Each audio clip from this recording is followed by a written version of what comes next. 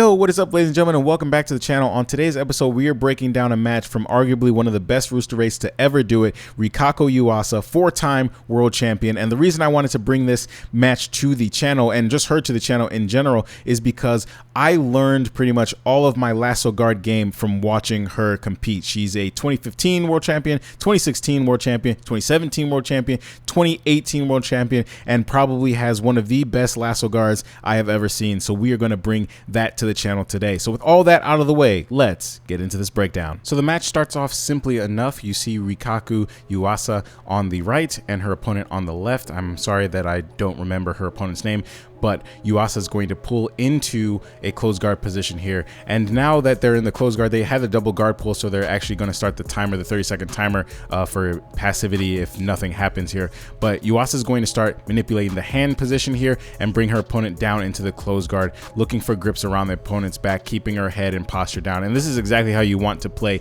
a closed guard position. You want to break your opponent's posture, bring their head to your chest, so you can start cutting the angles and setting up omoplatas, triangles, arm bars, sweeps, and everything else from the closed guard. So you can see Yuasa is going to start ripping that grip on the right arm of her opponent here, trying to pull that arm across the center line, trying to manipulate that arm to get into a dominant position. Now she's going to opt for a cross collar grip, and then she's going to let that go and grab the far side sleeve grip on the opposite side here. And I think that what she's trying to do is just set up any type of position where she can open up her guard and get into her tried and true lasso game. So here we are in the closed guard position here. We see Rikako still trying to pull her opponent down into a closed guard position, trying to get her off balance, and she's going to try to bring her opponent's chest and head down, but she's going to let that go to grab the sleeves. Now this is a bad camera angle because all we can see is her opponent's back. We can't really see the grip fighting that's going on here, but her opponent is trying to open up the guard here, and when she starts to stand, that's when Rikako is going to open her legs from the closed guard and now get into her lasso guard position. On her right side, she's kind of using a spider guard position, which you can't really see here because the angle is kind of bad, but her left leg is doing a shallow lasso, which is good for defensive positions and guard retention. Keeping your opponent away, bringing that leg in helps you re-guard. But Rikako seems to be trying to get one of her opponent's legs, looking like she's trying to grab a pant sleeve and also use the lasso to get a sweep. You can see the ref here is going to give them both a penalty for not being active in the position, even though they are both being active. I don't know why that happened, but it's one penalty, so it doesn't really matter. So now we see that Rikako is playing a shin to shin position, and that shin to shin position that she was playing is something that I picked up from Michelle Nicolini's spider shin to shin and also Rikaku's guard here. And you can see that she's using that lasso guard and getting the inversion here and getting the sweep and coming up on top. Now that Rikaku's on top, she's going to start utilizing her guard passing positions. The ref is going to try to find a time to stop them so they can reset in the center, and here is going to be the reset now that her opponent is inverted with her legs behind her head. So now Rikako is going to start in that same position here, and you can see like the way she's gripping is very Rafa Mendes-ish. I like to always kind of refer to Rafa Mendes on these guard passing positions, but Rikako's doing an amazing job of pinning her opponent's left leg, using her shin over her opponent's left leg and stopping her from really kind of inverting or rolling at her own pace. You can see here that Rikaku's now in an S mount position here, and her opponent's trying desperately to get to a belly down position or scoop her legs, or I'm sorry, scoop her arms under her opponent's leg, but Rikaku's going to keep her weight nice and floaty here and keep passing around the position. I don't know how many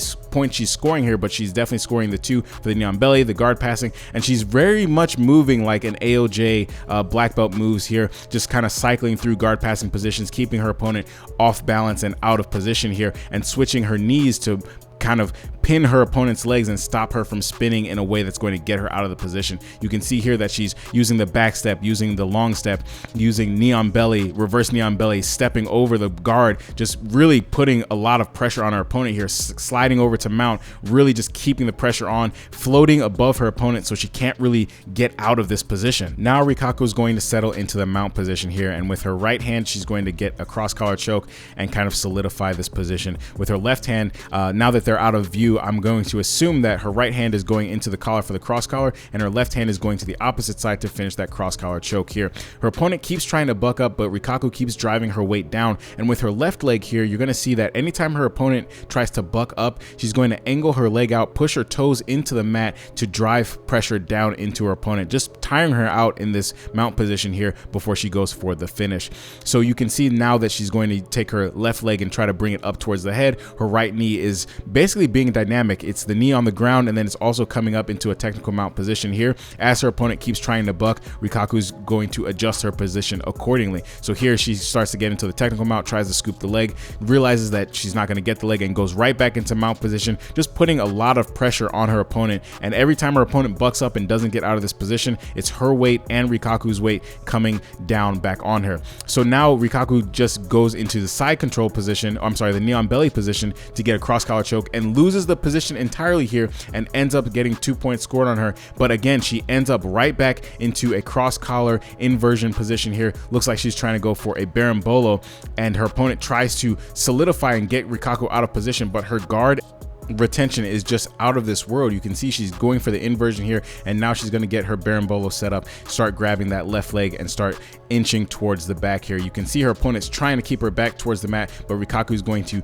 leg lace in here, and now she's going to start bringing her opponent's back off the mat, getting her hips off the ground here, and now she's going to start getting into a back taking position. Here she goes, and now she's solidified, almost solidified the berimbolo position here. You can see that she's trying to adjust her feet, trying to adjust her opponent's feet so she can clear her leg and get inside the back taking position. Her opponent's doing a very good job of trying to defend here, but in defending the feet, she forgets to defend the collar here. So Rikako is able to get that lapel across her opponent's face here with her right hand, and her opponent realizes that she's in danger, and she's going to try to go belly down to kind of peel Rikako off of her back. But Rikaku's back maintenance and back retention is out of this world. You can see her opponent's trying to go belly down, trying to get into the turtle, trying to buck her off, but Rikako is able to just follow her while holding on to that lapel. And now that she's scored the back point, she's going to try to grab that far lapel and get that cross collar choke from the back. Here we go. She's able to get her feet in, get the choke for the tap and finish. So let's get right into the takeaway. The major takeaway here is that she's using the lasso, spider, shin to shin positions